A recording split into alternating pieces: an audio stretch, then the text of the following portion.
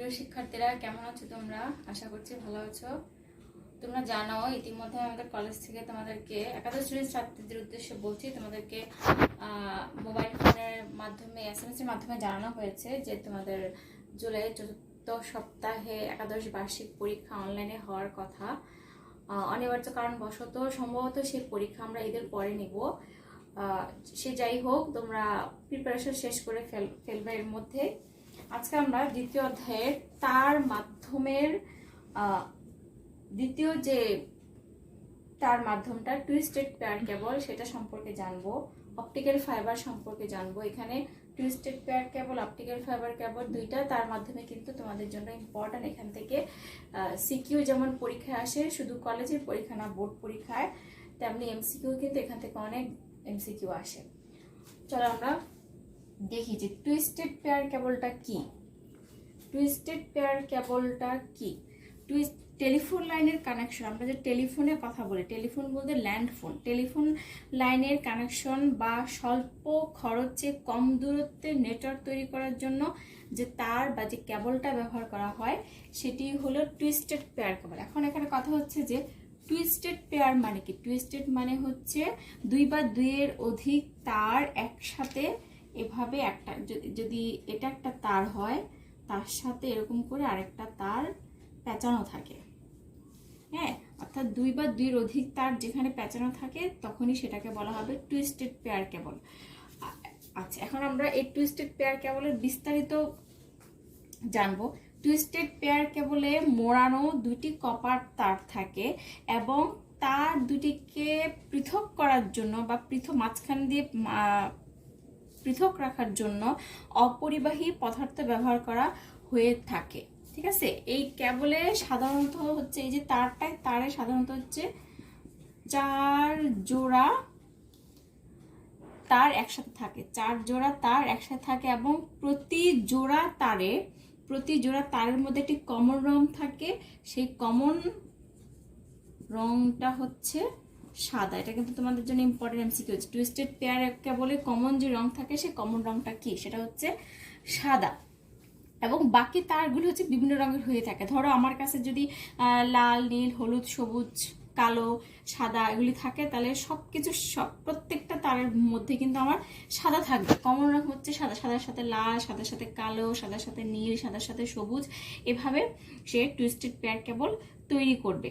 ঠিক আছে, তারগুলো সংযোজনের সময় 1 2 3 4 5 6 7 8 নম্বরের ভিত্তিতে, অর্থাৎ তাদের একটা সিরিয়াল মেনটেন করে সংযোগ দিতে হয়। প্রতি জোড়া তার যে দুইটা তার মিলে একটা টুইস্টেড পেয়ার কেবল তৈরি হয়, সেই প্রতি জোড়া তার দুটির এক একটির পুরুত্ব হয় 0.4 মিলিমিটার থেকে 0.9 মিলিমিটার পর্যন্ত। অর্থাৎ যে তার দুইটা মিলে আমার টুইস্টেড পেয়ার কেবল তৈরি হয়, সেই টুইস্টেড পেয়ার কেবলের এক একটা তারের পুরুত্ব হয় 0.4 মিলিমিটার থেকে 0.9 মিলিমিটার পর্যন্ত।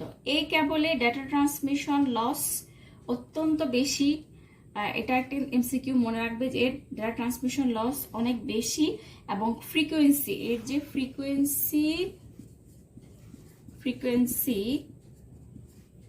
ফ্রিকোয়েন্সি হচ্ছে 5 মেগাহার্টজ। এর ফ্রিকোয়েন্সি 5 মেগাহার্টজ। আর এর ব্যান্ডউইথ হচ্ছে WIDTH, এর ব্যান্ড, এগুলি সবই কিন্তু MCQর জন্য কিন্তু তোমাদের এগুলো লিখে দাও। এর ব্যান্ডউইথ হচ্ছে 10 MBPS থেকে 1 GBPS, অর্থাৎ 10 মেগাবিট পার সেকেন্ড থেকে 1 গিগাবিট পার সেকেন্ড পর্যন্ত হচ্ছে এর ব্যান্ডউইথ। আমরা আবার একটু দেখি যে টুইস্টেড পেয়ার কেবলটা মূলত কি। টেলিফোন লাইনের কানেকশন বা স্বল্প খরচে কম দূরত্বে নেটওয়ার্ক তৈরির জন্য যে কেবলটা ব্যবহার করা হয় তাকে বলা হচ্ছে twisted pair cable. Twisted pair কেবলে মোড়ানো দুটি কপার তার থাকে এবং এই তার দুটিকে পৃথক রাখার জন্য এর মাঝখানে একটি অর্ধপরিবাহী পদার্থ ব্যবহার করা হয়ে থাকে। এই কেবলে সাধারণত 4 জোড়া তার থাকে এবং 4 জোড়া তার একসাথে থাকে এবং প্রতি জোড়ার সাথে একটি কমন রং থাকে। সেই কমন রংটা হচ্ছে সাদা। তারগুলো সংযোজনের সময় হচ্ছে 1 2 3 4 একটা ক্রমানুবর্তী সিরিয়াল মেনটেন করে সংযোগ দিতে হয়। প্রতি জোড়া তার দুটির মধ্যে যে তার থাকে তার এক একটার পুরুত্ব হয় 0.4 মিলিমিটার থেকে 0.9 মিলিমিটার পর্যন্ত এবং এর ফ্রিকোয়েন্সি হচ্ছে 5 মেগাহার্টজ এবং এই টুইস্টেড পেয়ার কেবলের ব্যান্ডউইথ হচ্ছে 10 মেগাবিট পার সেকেন্ড থেকে 1 গিগাবিট পার সেকেন্ড পর্যন্ত। এরপর আসো টুইস্টেড পেয়ার কেবল মূলত হচ্ছে দুই ধরনের। এখানে যে দুটো ধরন আছে সেই দুটো ধরনের পূর্ণরূপ তোমরা পড়বে, কারণ পূর্ণরূপ থেকে হচ্ছে এমসিকিউ আসে। একটাকে বলা হয় ইউটিপি, এক নম্বরটা হচ্ছে ইউটিপি, যেটার পূর্ণরূপ হচ্ছে আনশিল্ডেড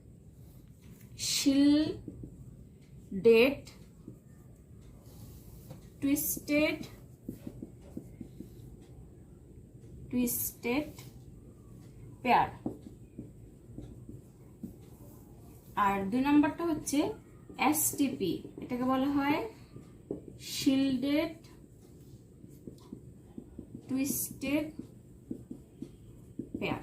এই হচ্ছে টুইস্টেড পেয়ার কেবল দুই ধরনের, আনশিল্ডেড টুইস্টেড পেয়ার আর একটা হচ্ছে শিল্ডেড টুইস্টেড পেয়ার। এখন আসো যে আনশিল্ডেড টুইস্টেড পেয়ারটা কি। আনশিল্ডেড টুইস্টেড পেয়ারটা মূলত হচ্ছে একাধিক জোড়া টুইস্টেড পেয়ারের সমষ্টি, অর্থাৎ এই আনশিল্ডেড টুইস্টেড পেয়ার কেবল হচ্ছে একাধিক জোড়া টুইস্টেড পেয়ার কেবল থাকে, যা আবার প্লাস্টিকের আবরণে মোড়ানো থাকে। তার মধ্য দিয়ে যখন এই ইউটিপির মধ্য দিয়ে যখন সিগন্যাল অতিক্রম করতে থাকে তখন এর শক্তি বা মান ক্রমান্বয়ে হ্রাস পেতে থাকে, মানে লোপ পেতে থাকে। আর এখানে যে দুইটা তারকে যে পেঁচানো হয়, অর্থাৎ সে মোচড়ের বা প্যাচের দৈর্ঘ্য হচ্ছে 5 থেকে 15 সেন্টিমিটার, অর্থাৎ এর প্যাচের দৈর্ঘ্য হচ্ছে 5 থেকে 15 সেন্টিমিটার এবং এটি 10 megabit per second 1 GB per second rate থেকে ডাটা ট্রান্সমিট করতে পারে, সাধারণত যেটা নর্মাল টুইস্টেড পেয়ার কেবলের ব্যান্ডউইথে হয়ে থাকে। এবং এটা এই যে এই পেঁচানোর কারণে নয়েজ এবং তড়িৎচুম্বকীয় পদার্থ দ্বারা বা ইএমআই দ্বারা ইউটিপি কেবলের সিগন্যাল অপেক্ষাকৃত সে কম বাধাগ্রস্ত হয়। এই ইউটিপি দ্বারা 100 মিটারের বেশি দূরত্বে 100 মিটারের চেয়ে বেশি দূরত্বে ডাটা প্রেরণ করা সম্ভব হয় না। আর এসটিপি কেবলের বাইরে জ্যাকেট বা প্লাস্টিকের আবরণ থাকে এবং প্রতিটি পেঁচানো তারের জোড়ার মধ্যে একটি শিল্ড বা শক্ত আবরণ থাকে। ওই ইউটিপির মধ্যে কিন্তু কোনো শক্ত আবরণ থাকে না। এই আবরণটি হচ্ছে সাধারণত অ্যালুমিনিয়াম বা পলিস্টার দ্বারা তৈরি, যা এসটিপি কেবলকে ইলেকট্রোম্যাগনেটিক ইন্টারফারেন্সের হাত থেকে সে রক্ষা করে। তার হচ্ছে ইউটিপির চেয়ে মোটা এবং শক্ত হয়, নড়াচড়ে একটু অসুবিধা হয়। এই কেবল দিয়ে হচ্ছে ইউটিপির চেয়ে বেশি মেগাবিট পার সেকেন্ডে এটা ট্রান্সফার, যেটা হচ্ছে 16 MBPS থেকে 500 MBPS রেটে ডাটা ট্রান্সফার হয়। আচ্ছা, এখন আমরা দেখব যে টুইস্টেড পেয়ার কেবলের অ্যাকচুয়ালি সুবিধা কি। টুইস্টেড পেয়ার কেবলের সুবিধা বলতে গেলে টুইস্টেড পেয়ার কেবলের সুবিধা হচ্ছে কম দূরত্বের যোগাযোগের ক্ষেত্রে হচ্ছে এই কেবল ব্যাপকভাবে ব্যবহার করা যায়। তারপর হচ্ছে টেলিফোন লাইনে সর্বপ্রথম একদম এটা সবার আগে দিবা যে টেলিফোন লাইনে সর্বপ্রথম টুইস্টেড পেয়ার কেবল ব্যবহৃত হয়। এটি অন্যান্য কেবল হচ্ছে দামে সস্তা এবং সহজে হচ্ছে স্থাপন করে। 4টা সুবিধা।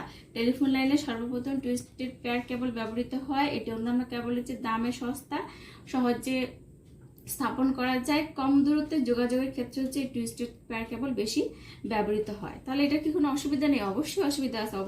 অসুবিধাটা হচ্ছে বেশি দূরত্বে ডাটা পাঠানোর জন্য হচ্ছে 2 কিলোমিটার পর রিপিটার ব্যবহার করতে, এটা একটা অনেক বড় অসুবিধা। আর ট্রান্সমিশন লস অপেক্ষাকৃত বেশি হওয়াতে ডাটা লসটা বেশি হয়। এই দুটোই হচ্ছে মূলত টুইস্টেড পেয়ার কেবলের অসুবিধা। আচ্ছা, এরপর আমরা দেখবো যেটা মোস্ট ইম্পর্টেন্ট তার মাধ্যমের মধ্যে, সেটা হচ্ছে অপটিক্যাল ফাইবার কেবল। এখন আমরা সবাই যে ওয়াইফাই কানেকশন ইউজ করি বাসায়, সেটাতে কিন্তু সবচেয়ে বেশি ব্যবহৃত হয় ফাইবার অপটিক কেবল বা অপটিক্যাল ফাইবার কেবল, একই কথা। Fibre optic cable. Fibre optic কেবলটা কি? ফাইবার অপটিক কেবল হচ্ছে অত্যন্ত সরু, অত্যন্ত সরু এবং এক ধরনের কাচের তন্তু। ফাইবার অপটিক কেবল হচ্ছে খুবই চিকন একটা তার এবং সেটা হচ্ছে কাচ দিয়ে তৈরি, কাচের তন্তু, এবং এখানে হচ্ছে ডাই ইলেকট্রনিক অন্তরক পদার্থ, ডাই ইলেকট্রনিক অন্তরক পদার্থ তৈরি এই কাচের মধ্য দিয়ে আলোর গতিতে ডেটা আদান প্রদান করে থাকে। আমি আবার বলছি যে ফাইবার অপটিক কেবলটা কি। ফাইবার অপটিক কেবল হচ্ছে অত্যন্ত সরু এবং কাচের তৈরি এক ধরনের তার, যা ইলেকট্রনিক অন্তরক পদার্থ দিয়ে তৈরি কাচতন্তুর মধ্য দিয়ে আলো গতিতে ডেটা আদান প্রদান করা যায়। এবং এই ফাইবার অপটিক কেবল দ্রুত ডেটা আদান প্রদানের ক্ষেত্রে বর্তমানে সবচেয়ে বেশি ব্যবহৃত হয়।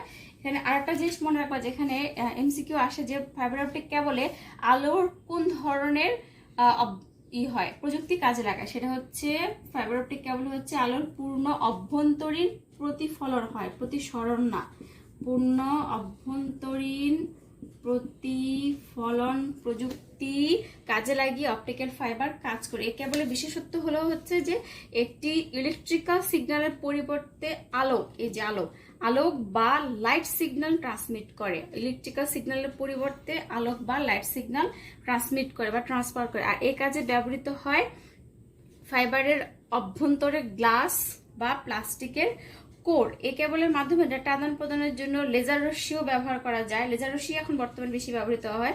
বর্তমানে পৃথিবীর সব দেশেই অপটিক্যাল ফাইবার নেটওয়ার্কের মাধ্যমে একে অন্যের সাথে সংযুক্ত হয়ে উন্নত যোগাযোগ ব্যবস্থা গড়ে তুলতে সক্ষম হয়েছে।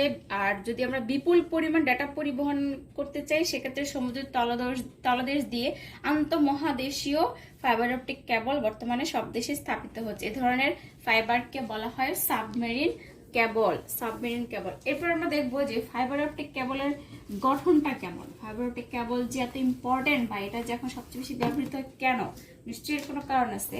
ফাইবার অপটিক কেবলটা হচ্ছে এই হচ্ছে বাইরের অংশ, এরপর এর ভিতরে আরেকটা অংশ, এরপরে এর ভিতরে আরেকটা অংশ, এরপরে হচ্ছে আস্তে আস্তে এসে চিকন হচ্ছে। এখান থেকে যেটা যেগুলি বের হচ্ছে এগুলি একদমই চিকন তার, ঠিক আছে। তাহলে এখানে যে চিকন তারগুলি বের হচ্ছে এটাকে বলা হচ্ছে কোর। একদম ভিতরের যে অংশটা সেটা হচ্ছে কোর। কোরের পরে যে অংশটা এটা হচ্ছে ক্ল্যাডিং। আর এই যে অংশটা, ক্ল্যাডিং এর পরে যে অংশটা, এই যেটা, এই অংশটাকে বলা হচ্ছে কোটিং, মানে কোটেড করা থাকে, এটা কোটিং, ঠিক আছে। আর এই যে অংশটা এটাকে বলা হচ্ছে স্ট্রেংথ মেম্বার। আর একদম বাইরে যে কালো অংশটা, কালো এটা হচ্ছে জ্যাকেট।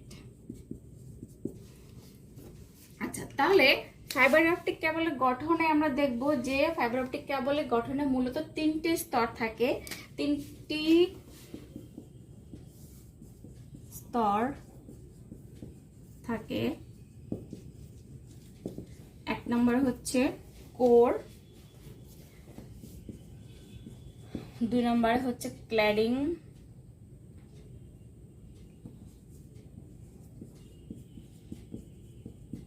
তিন নম্বরে হচ্ছে জ্যাকেট। এই তিনটাই মূলত, এখানে যদি দুইটা বেশি আছে।